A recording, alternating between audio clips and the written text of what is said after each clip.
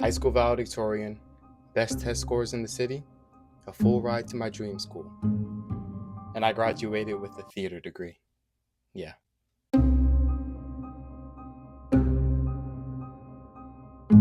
Growing up, I was the smart kid. Every adult in my life had their idea of what my future was going to look like: doctor, lawyer, chief of law, politician, pilot, engineer, something, right? Something great, respectable. But we fast forward to now when I tell people that I study theater, and I get one of two reactions: really?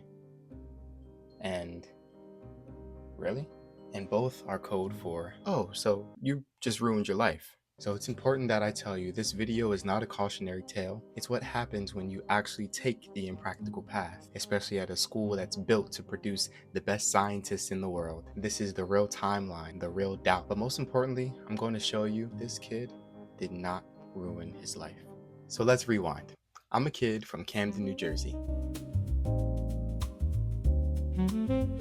A kid who had just gotten a full ride to his dream school, Rice University.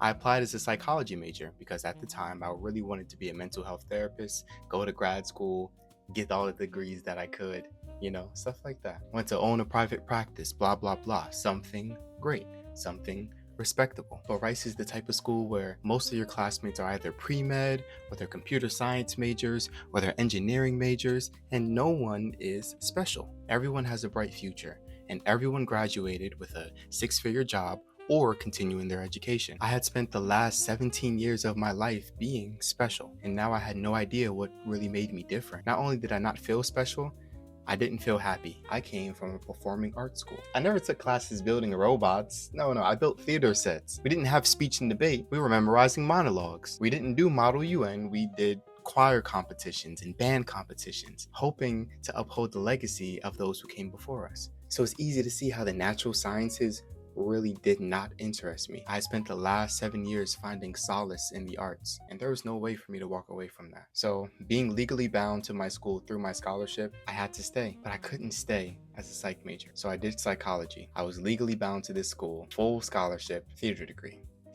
Nobody was pleased.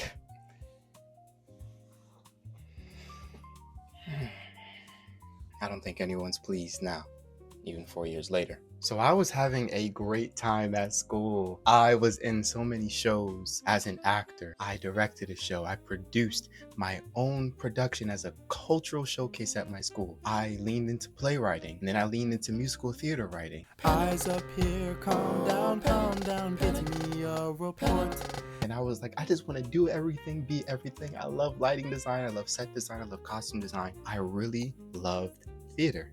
And it was so validating. I really felt like I made the right choice. I felt that way for 3 years, but senior year hits and it's a completely different ball game. Because senior year is when your business major friends get their return offers, $150,000. Computer science friends start getting return offers, $200,000 straight out of college, working at Meta, working at Dell, working at Google, working at HP, working at Apple. These are things that you're like, wait, I'm 21. You're 21. You telling me that you were just going to school and next year you're going to be making $250,000 coding? Oh my. So for me, for a theater major, I got so nervous because it was so obvious that graduation wasn't some finish line that everyone told you it was going to be. It was a cliff. And I started to realize something about these respectable jobs. People choose these jobs not just because they're respectable or because they're important or because you're going to make a lot of money. A lot of these jobs that people were taking, there was a clear track for them. You take these specific classes and then you apply to this internship. And if you get the internship, then you're there for the summer. And then you work hard and you get your return offer so you're able to work during the school year. And then you get your full-time offer for when you graduate. If you're going to be a pre-med, you take all these prerequisites, you take these tests, you try to do research here, and here, so you can take this MCAT so you can get into this school and be there for 4 years. So then you can match into a residency and be there for countless years. So I realized very early that even though we all came in as this freshman cohort, I was able to see how the next 4 years were going to go. Well, it seemed like the majority of people around me knew what their next 8 years were going to look like. And that was terrifying to realize. As a senior, about to graduate. There's no campus recruiter tent for playwrights. And I was entering a field where people end up having these odd jobs to pay the bills, and then they hope to do their passion at night. And I really wanted to be like everyone else and do my passion during the day, earn a salary for it, be respected for it, work my way up. Theater, it works a little differently, right? So when you're in this space, what do you do? And I'll be honest, it was humbling, but I said I'm going to lean so hard into all of my interest and see where it takes me. I'm going to write as many plays as I can. 10 minutes, one act, full length. We're going to work so hard on these plays. We're going to lose so much sleep. We're going to skip so many elective classes just so I can keep writing. I'm going to really lean heavily into French and try to take a job opportunity with the French department and see where the French takes me. Can I live in France? Can I work in France? Could I become a French teacher? Could I do something with the French? It was also then when I started cutting hair. I started my own barber business at my school and said, okay, I'm going to cut hair at school. And then once I graduate, if I don't get into grad school and I don't do any other job, I'm going to go to barber school back home, get my license, try and work in a shop. I'm going to try and get my own studio. I was trying so hard to see 2, 3, 4 years in advance, like it seemed like all my other friends were able to do. I tried to apply all my theater skills into different avenues of life and different jobs. Could I work in sales? Probably, because as an artist, I probably heard the word no more times than most people my age have ever dreamed of. I leaned really hard into my musical acumen. I wrote a libretto for an opera. I was like, okay, could I become a music teacher when I get out of here? So you see, there was always this chase of stability.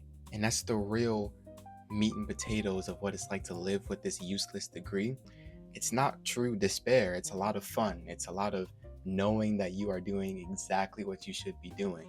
But it's a lot of reinventing how you talk about yourself and a lot of making your skills fit into this job, tweaking that resume so that the language matches what they want.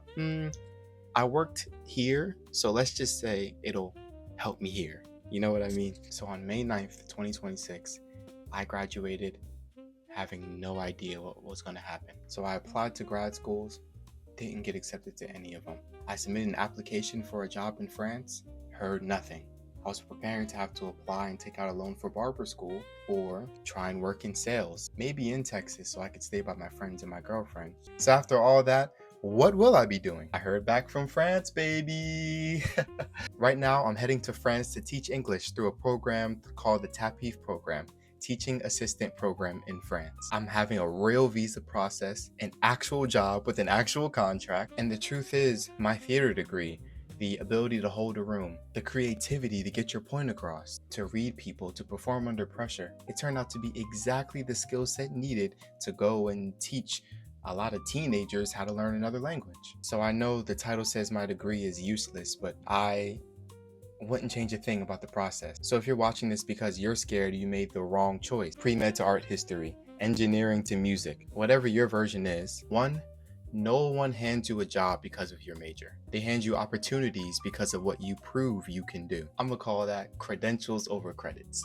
2, the practical majors don't guarantee anything either. I know philosophy majors in law school. I know computer science majors who haven't gotten a job and they graduated 3 years ago. So a lot of that safety of a smart major is fake. It's an illusion. The skills that got you valedictorian, discipline, learning fast, performing under pressure, they don't disappear just because your diploma says theater instead of chemistry. All those skills just get relabeled and they just get fit in another way for you to succeed. So I don't know exactly where this ends up. Maybe I come back from France and go into education. Maybe I end up somewhere completely different in 5 years. I love changing my mind. I love following my heart. And that is the point of this video. No one knows what's going to happen, whether you have a degree or not. So if you're in the middle of this same panic right now, comment what your major is or was, and comment what you're actually scared of. I don't have all the answers, but I want to see it because I can probably relate. And if this resonated, please subscribe because I'm documenting